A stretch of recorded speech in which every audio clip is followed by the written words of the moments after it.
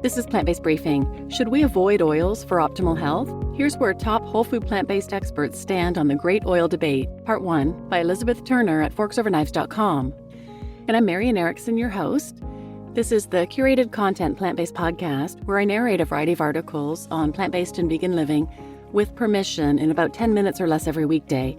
But today's article is longer than that, so it's a three-parter. I'm reading Part 1 today, and then tune back in for the second and third parts. So now let's get to today's plant-based briefing. Should we avoid oils for optimal health? Here's where top whole food plant-based experts stand on the great oil debate. Part 1 by Elizabeth Turner at forksoverknives.com. Is olive oil a wholesome kitchen staple, a dietary landmine, or something in between? The answer depends on who you ask. Since the debut of the Forks Over Knives film in 2011, Forks Over Knives has followed and shared the advice of whole food plant-based pioneers who've long counseled heart disease patients to steer clear of all added oils, even olive oil, because they are the world's most calorie-dense foods, highly refined, and stripped of most nutrients other than fat. Based on groundbreaking research of Caldwell B. Esselstyn Jr., MD, at the Cleveland Clinic, and T. Colin Campbell, PhD, at Cornell, the low-fat, whole food plant-based lifestyle began as a therapeutic diet to help people with heart disease turn their health around. Low-fat, plant-based diets have also been shown to reverse type 2 diabetes and help with obesity and other chronic conditions. For people who aren't facing major health challenges, it's a way to stop lifestyle-driven diseases before they start. The guiding principle of the whole food plant-based diet is a focus on whole or minimally processed plant foods, which are dense with nutrients and fiber, yet low in saturated fat and calories.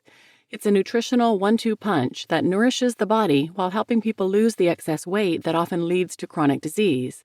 When you go the next step and replace added oil with whole food sources of fat, think avocados, nuts, and seeds, you can further drive up nutrients and drive down calories, effectively supercharging the diet.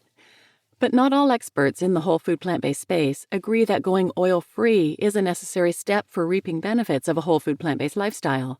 And in 2025, Forks Over Knives slightly relaxed its stance on added oils for people with no health issues. In order for our audience to make the most informed decision for their own health, we asked a dozen leading plant-based physicians and nutritionists how they currently think about added oils in the diet and what they tell their patients.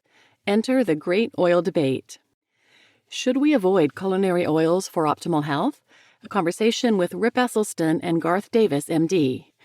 To kick things off, we hosted a live debate featuring two leading voices in the plant-based world, Garth Davis, MD, board-certified bariatric surgeon, obesity medicine specialist, and author of Proteinaholic, How Our Obsession with Meat is Killing Us and What We Can Do About It, and Rip Esselstyn, founder of Plant Strong Foods, author of several books including the Engine 2 Diet Series, and son of whole food plant-based pioneer Caldwell B. Esselstyn, MD. View the debate on YouTube, linked here. Are plant-based oils healthy? More whole food plant-based experts weigh in. In the lead-up to the live debate, Forks Over Knives reached out to several leading whole food plant-based physicians and nutritionists to ask the big question: how do you counsel your patients or audience on consuming olive oil and vegetable oils? Some of them also opted to answer a bonus question: do you personally avoid all added oils, even in small amounts? Why or why not? Read on for their answers. Caldwell B. Esselstyn Jr., MD. A pioneer of the whole food plant-based movement, Dr. Esselstyn was featured prominently in the Forks Over Knives film. He is the director of Esselstyn Heart Disease Program at the Cleveland Clinic and author of the New York Times bestseller, Prevent and Reverse Heart Disease, the revolutionary, scientifically proven, nutrition-based cure. How do you counsel patients on consuming olive oil and vegetable oils? Dr. Esselstyn, the patients I counsel are almost uniformly sick with heart disease, and heart disease really has its onset when we progressively injure the delicate innermost lining of the artery, the endothelium. Why is that important? Because the endothelium is responsible for making this magic molecule of gas called nitric oxide. What are the functions of nitric oxide? Number 1, it keeps all the cellular elements within our bloodstream flowing smoothly. It keeps things from getting sticky. Number 2, it's the strongest blood vessel dilator in the body. When you climb stairs, your arteries to your heart and legs, they expand, they dilate. That's nitric oxide. Number 3, nitric oxide protects the arterial walls from becoming thick and stiff or inflamed and protects us from getting hypertension. Number 4 is key. A normal amount of nitric oxide protects us from developing blockages and plaques. Literally everybody on Earth who has cardiovascular disease has it because over the previous decades, they've sufficiently injured and compromised their endothelial system. The good news is that this is not a malignancy, it's a food-borne illness. What are the foods that injure the endothelium? It's any drop of oil: olive oil, corn oil, soybean oil, safflower oil, sunflower oil, coconut oil, palm oil, oil on a cracker, oil on a chip, oil on a piece of bread, oil in a salad dressing. Once patients understand that never again are they to pass through their lips a single morsel that would further injure a damaged endothelium, then the endothelium will recover and make enough nitric oxide to halt disease progression. And we often see significant disease reversal. Do you personally avoid added oils? We don't eat any oil, whether it's at home or out at restaurants. T. Colin Campbell, Ph.D. Another expert prominently featured in the Forks Over Knives film, Dr. Campbell co-authored the groundbreaking book, The China Study: Startling Implications for Diet, Weight Loss, and Long-Term Health. He is the Jacob Gold Sherman Professor Emeritus of Nutritional Biochemistry at Cornell University and founder of the nonprofit T. Colin Campbell Center for Nutrition Studies. Dr. Campbell did not respond to our request for comment, but his position on added oils is clearly stated on the Center for Nutrition Studies website, saying, even the finest olive oils are 100% fat, meaning calorically dense and nutrient poor. Oil injures the endothelium, the innermost lining of the artery, and that injury is the gateway to vascular disease. Especially for those with known heart disease, adding even a little oil can negatively impact heart health. Neil Barnard, MD, FACC. The president of the Physicians Committee for Responsible Medicine, Dr. Barnard is a New York Times bestselling author of 20-plus books and more than 100 scientific publications.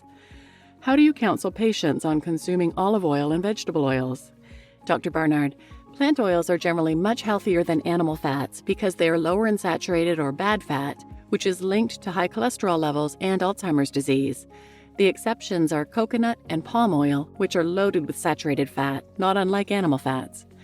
But even healthier oils and fats have the same high-calorie content, and they all contribute to insulin resistance and hormonal problems, so minimizing them is a good idea. Here's our approach. We help patients to learn oil-free methods in food preparation. Use a non-stick pan, sauté in water or vegetable broth, choose non-fat salad toppings, and read labels so you can buy lower-fat products. Soon, people come to prefer the lighter tastes. You just listened to Should We Avoid Oils for Optimal Health? Here's where top whole food plant-based experts stand on the great oil debate. Part 1 by Elizabeth Turner at forksoverknives.com. And I'm your host, Marian Erickson. Tune in tomorrow for the second of 3 parts of this article. And in Part 2, we will hear from Drs. Garth Davis, Monica Agarwal, and Michael Greger, and registered dietitian Brenda Davis. And in Part 3, we'll hear from Drs. David Katz, Alona Polday, Matthew Lederman, and Joel Kahn. So tune in tomorrow and please share this episode with anyone who might benefit, and thanks for listening.